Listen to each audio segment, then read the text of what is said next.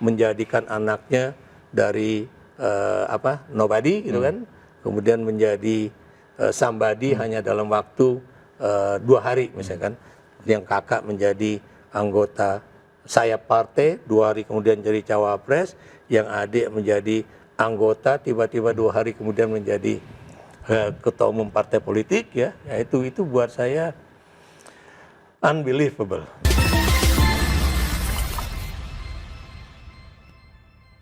Terakhir nih Kang Prabu, dengan kondisi kayak sekarang ini apa nih, optimis nggak nih pemilu ini bisa jujur dan adil dan ada kesetaraan dibilang tadi Prof itu?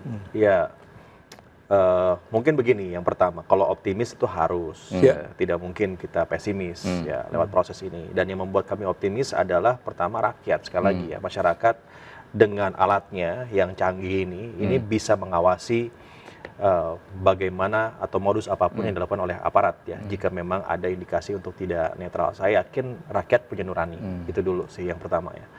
Lalu yang kedua, begitu, kita kan sama-sama kenal ya dengan aparat-aparat yang ada di daerah begitu. Saya pikir semuanya punya jaringan ya, dan informasi pasti juga kami tahu ya bagaimana rencana-rencananya, modus-modusnya dan lain-lain begitu. Dan perlu diingat bahwa yang punya potensi menang juga kami punya potensi menang gitu ya. Kalau misalnya kami menang dan kami tahu siapa yang curang, itu kan juga bahaya juga. Jadi mengingatkan kepada para aparat bahwa bersikap netral adalah sebuah pilihan terbaik saat ini ya. Karena ini demokrasi yang kita perjuangkan ya. Kalau mengingat bagaimana ya Jenderal Sudirman ya berani untuk tetap bersikap adil begitu dalam berbagai macam keadaan. Nah, kita juga berharap sekarang demikian. Ya, kita inginkan rakyat yang menang, dan itu bisa terjadi jika memang aparat juga melihat bahwa ini merupakan sebuah perjuangan bersama ya dengan rakyat. Iya, ini menarik nih.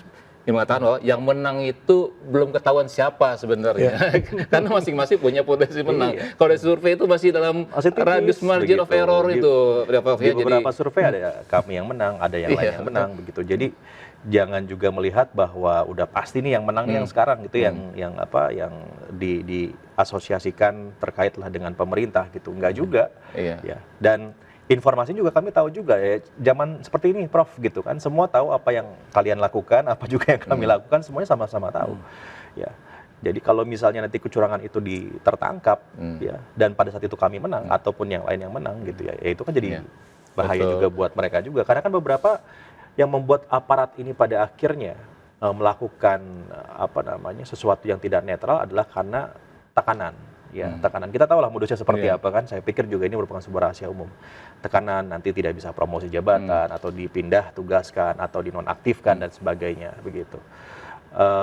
Ya, itu terjadi kalau misalnya ya yang menang adalah yang sekarang gitu ya, yang memberikan tekanan begitu, aman. Tapi kalau yang menang bukan memberikan tekanan, kan malahan lebih bahaya buat mereka juga. Jadi ya sudahlah, kita ikutin nurani saja. Saya pikir rakyat juga ada di belakang kita semua. Saya percaya sekali bahwa kita semua menginginkan yang terbaik buat negara kita ya Prof ya. Mudah-mudahan itu bisa dicapai. Betul, Prof. Nih terakhir Prof. Jadi jangan, buat siapapun pemimpin negeri ini, jangan pernah bermain-main dengan demokrasi. Kira-kira begitu nggak, Prof? Iya, benar ya. Termasuk buat generasi muda yang tadi Anda katakan bahwa kok mereka kayaknya banyak yang ingin golput dan sebagainya ya. Saya ingin menggunakan kalimat dalam bahasa Pidgin ya. Karena terus terang keahlian saya itu sebenarnya politik di perbatasan Indonesia Papua Nugini ya. Ketika saya berada di Papua Nugini tahun 87 tuh kebetulan pas lagi pemilu di Papua Nugini. Kalimatnya dalam bahasa Pidgin itu make him mark long you long nation. Jadi bahasa Inggris itu please give your mark to the nation. Ya, jadi berilah tanda kepada bangsamu. Ya. Kenapa? Itu memberikan suara di dalam pemilu, itu berarti Anda meninggalkan tanda bahwa Anda berpartisipasi. sebagai mantan dubes di Tunisia, saya juga melihat ya bahwa anak-anak muda di Tunisia itu sedikit sekali yang berpartisipasi dalam politik. Makanya kemudian tidak ada perubahan politik yang mendasar di Tunisia ya pasca apa namanya itu revolusi bunga itu ya. Jadi itu yang terjadi di Tunisia. Yang datang itu banyak kan orang-orang udah tua dan nggak bisa jalan, digendong dan sebagainya. Saya ngelihat seperti itu. Saya nggak mau Indonesia seperti itu. Saya ingin supaya darah-darah muda ya itu ikut dalam pemilu karena itulah yang akan menentukan bangsa depan bangsa. Himbauan saya juga ya kepada aparat baik itu tentara, polisi, ASN ya. Saya harus mengingatkan pada mereka, Anda mendapatkan gaji, tunjangan, peralatan kerja ya, baik itu senjata ataupun komputer dan sebagainya, itu melalui pajak rakyat, ya, melalui pendapatan negara bukan pajak, melalui sumber-sumber daya alam kita yang kemudian diekspor ke luar negeri. Apa artinya Anda itu sebetulnya hidup dari rakyat dan negara kita, ya. Anda bukan mendapatkan segala kemewahan itu dari seorang penguasa ya yang kebetulan sekarang sedang menjadi Presiden Republik Indonesia, dan Anda juga jangan melakukan itu pelanggaran-pelanggaran, sebab kalau Anda terjadi penangkapan, saya tidak menunggu seperti Prabu Revolusi bilang nanti kalau yang menang siapa. Saya ingin yang sekarang aja. Sekarang kemarin terjadi di Sulawesi Tenggara kalau nggak salah ya, seorang polisi dari wilayah lain masuk ke dalam satu wilayah dan mencopoti itu baliho-baliho dari Ganjar dan Mahfud MD.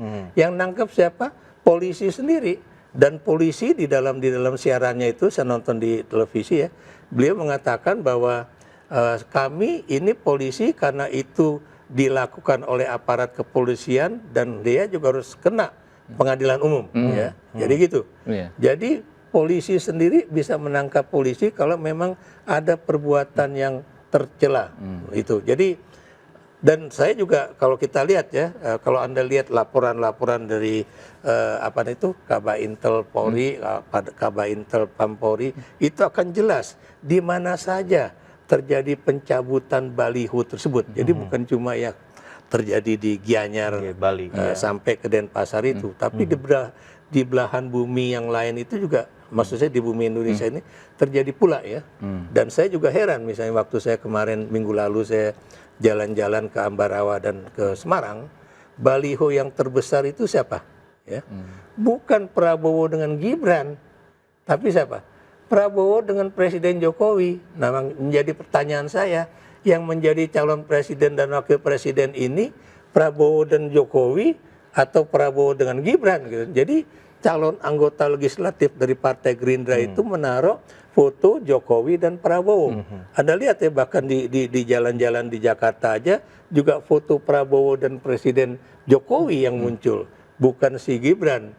Nah, maksud saya, apa maksud dari baliho semacam itu? Apakah ini menunjukkan betapa persoalan legitimasi itu menjadi persoalan yang rumit bagi para pemilih Indonesia ya terhadap Gibran atau yang lain ya. Tapi buat saya, lagi-lagi kami yang mengkritik ini bukan anti anak muda, ya.